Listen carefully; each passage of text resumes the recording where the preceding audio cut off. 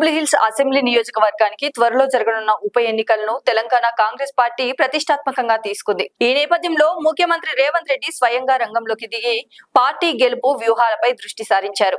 ఉప ఎన్నికల్లో కాంగ్రెస్ అభ్యర్థి విజయం కోసం అనుసరించాల్సిన ప్రణాళికలపై ఆయన పార్టీ ముఖ్య నేతలతో నేడు కీలక సమావేశం నిర్వహించారు. ఈ సమావేశంలో జూబ్లీహిల్స్ నియోజకవర్గంలోని అన్ని డివిజన్ల ఇన్ఛార్జీలు, స్థానిక నాయకులు పాల్గొన్నారు. ఈ సందర్భంగా సీఎం రేవంత్ రెడ్డి మాట్లాడారు.